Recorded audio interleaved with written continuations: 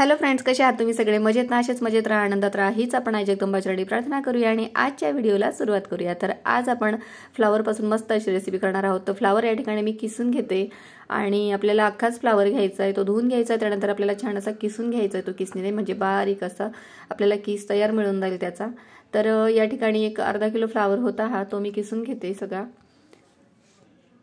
तर किसून झाल्यानंतर त्यामध्ये आता आपल्याला टाकायचं की मिरची आणि कोथिंबीर मिरची आणि लसूण मी मिक्सरला बारीक करून घेते, त्याची पेस्ट करून घेणार आहे। तर या ठिकाणी आता हिरव्या मिरच्या घेतलेल्या आहेत मी 4-5, त्यानंतर लसणाच्या पाकळ्या घेतल्या 10 ते 12, त्या पण मी त्यामध्ये घालणार आहे आणि बारीक करून घेणार आहे, मिक्सरला फिरवून घेणार आहे। त्याची पेस्ट तयार झाली की ती आपल्याला घालायची आहे त्यात। तर या ठिकाणी पेस्ट आता तयार झालेली आहे मिरची आणि लसणाची, तर ती आपण टाकूया फ्लावरच्या किसलेल्या याच्यात आणि त्यानंतर बाकीचे मसाले घालूया। त्यानंतर मी आता टाकलेला आहे जिरे टाकलेले आहे, त्यानंतर ओवा घालणार आहे, हळद घालणार आहे 1 चमचा, नंतर थोडंसं लाल तिखट पण घालणार आहे, त्यानंतर धनेपूड आपण घालणार आहोत 2 चमचे,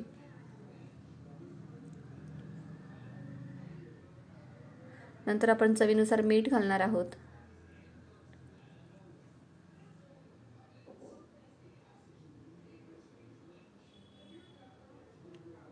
त्यानंतर बटाटे मी उकडून ठेवलेले होते, तर बटाटे मी त्यामध्ये घालणार आहे आणि चिरलेला कांदा घालणार आहे। 1 कांदा बारीक चिरून घेतला होता, तो पण त्यामध्ये घालायचा आपल्याला, आणि बटाटे उकडून घेतले होते, तर 2 बटाटे त्यामध्ये चुरून घालणार आहे।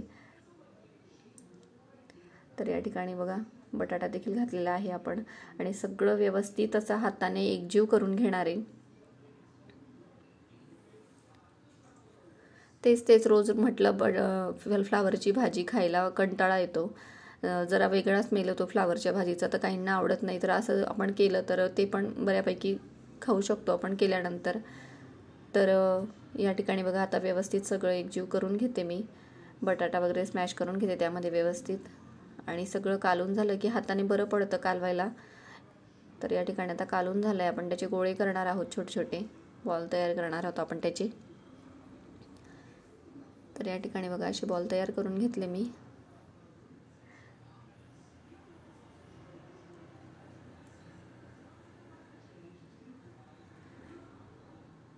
या ठिकाणी बघा असे बॉल तयार करून घेतले, ते आपण तळून घेणार आहोत बाकीचे, आणि बाकीचे जे आहेत गोळे केलेले ते मी स्टीम करणार आहे। तर या ठिकाणी आता बाकीचे फ्राय केले, राजला फ्राय खायचे होते म्हणून मी त्याच्यासाठी करून दिले थोडे, आणि बाकीचे मी स्टीम करून घेणार आहे। तर या ठिकाणी आता कढईत मी पाणी घेतलंय खाली, त्यावर एक जाळी ठेवली आणि त्यावर झाकणी ठेवली आहे, त्यावर आपण हे सगळे गोळे ठेवून देणार आहेत आणि 10 ते 15 मिनिटं आपण स्टीम करून घेणार आहेत। या ठिकाणी आता सगळे गोळे लावून देते मी। या ठिकाणी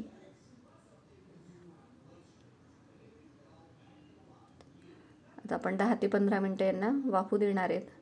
हे बघा छान असे झालेले आहेत आपले, आणि आपण आता काढून घेऊया बाहेर।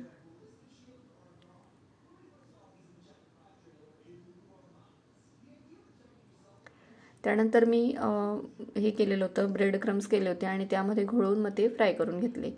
तर आपण त्यापासून भाजी देखील करू शकतो, जे स्टीम केलेले गोळे होते तर या ठिकाणी फ्राय झालेले आहेत आपले, आणि त्यानंतर हे बघा सॉसमध्ये आपण असे खाऊ शकतो। त्यानंतर इकडे मी थोडंसं गव्हाचं पीठ घेतलेलं आहे, त्यामध्ये मीठ घातलं आहे, थोडी हळद घातलेली आहे, त्यानंतर त्यामध्ये थोडंसं काळं तीळ घालणार आहे मी, थोडंसं मीठ घातलं आहे पिठामध्ये, आणि पाणी घालून असा उंडा तयार करून घेणार आहे। तर यामध्ये काही काही जाड तीळ होते ते नको होते मला, ते काढून टाकले मी। त्यानंतर आता आपण थोडंसं त्यामध्ये तेल घातलेलं आहे आणि छान असा उंडा तयार करून घेणार आहोत। तर ते जे मिश्रण तयार केलेलं होतं मी, तर त्यापासून बाकीचे ते बॉल तयार करून घेतले। नंतर आपण पराठा देखील करू शकतो, तर या ठिकाणी मी आता पराठ्यासाठीच कणिक तयार करते आहे। तर पाणी घालून छान असा उंडा आपल्याला तयार करून घ्यायचा, जास्त पातळही नाही जास्त कडकही नाही। तर या ठिकाणी आपल्याला कणिक आपली तयार झालेली आहे, थोड्या वेळ तिला भिजत ठेवली तरी चालणार आहे। त्यानंतर मग आपण करायला घेऊ, असे छोटे छोटे गोळे करून आपण करू शकतो। तर या ठिकाणी आता मी लाटून घेते पारी, त्यामध्ये आपण ते मिश्रण भरणार आहोत आणि त्याचा पराठा करून घेणार आहोत।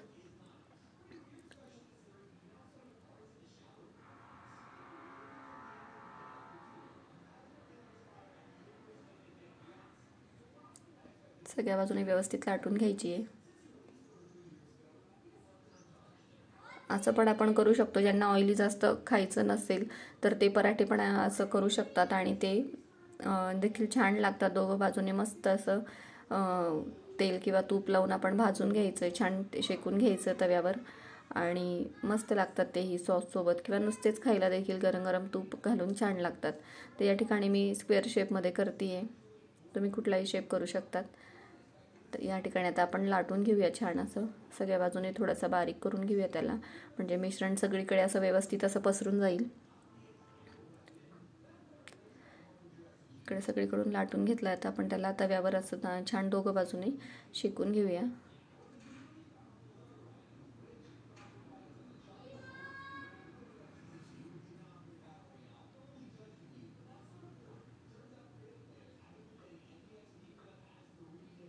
तर दोघं बाजूने छान असं तूप लावून शेकून घेणार आहे मी पराठा, आणि गरमागरम तर खूप छान लागतात अगदी.